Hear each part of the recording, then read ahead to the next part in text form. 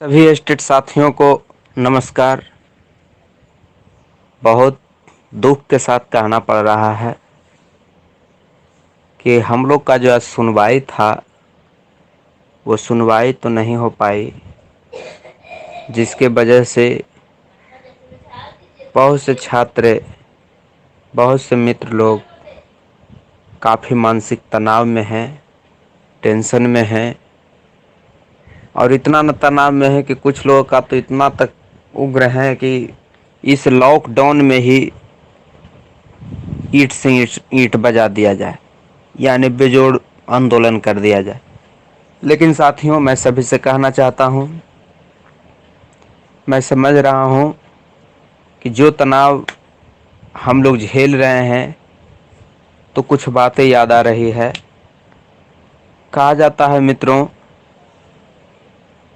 कि जब सफलता काफ़ी नज़दीक रहता है, जब कोई व्यक्ति सफलता पाने को रहता है तो उसके साथ अनेक प्रकार की परेशानियां आती है। उसे चुनौती भरे मार्ग से गुजरना पड़ता है।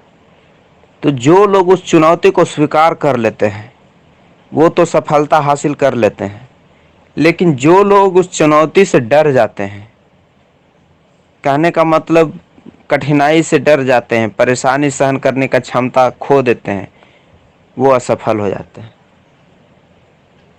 तो मित्रों, हम लोग को डरना नहीं है, हम लोग की जीत लगभग सुनिश्चित है। उसका कारण भी बता दे रहे हैं। हमें ये लग रहा है कि हम लोगों की जीत सुनिश्चित है, एक कारण नहीं 100 कारण ऐसा लग रहा है कि हम लोग की जीत सुनिश्चित है। पहली बात कि सरकार के पास क्वेश्चन लीक का किसी प्रकार का कोई सबूत नहीं है। वास्तविक में अगर क्वेश्चन लीक हुआ ही नहीं तो उसके पास तो सबूत है ही नहीं। दूसरी बात, आउट ऑफ सिलेबस का जिक्र जो किया हुआ है तो नोटिफिकेशन के अनुसार क्वेश्चन आउट ऑफ सिलेबस भी नहीं था, इसलिए हमें लग रहा है कि हम लोग की जीत सुनिश्चित है।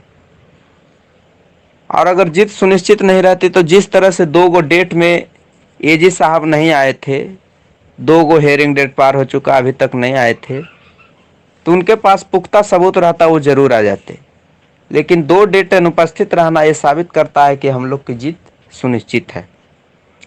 आज बहस नहीं हुई, बहुत मित्र लोग दुखी में हैं।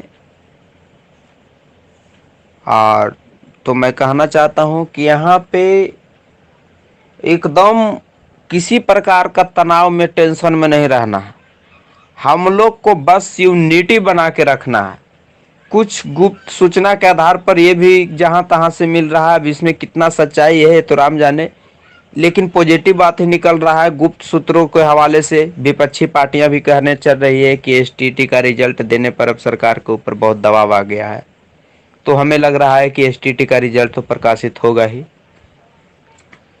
एक कहानी भी याद है मित्रों आप सबों को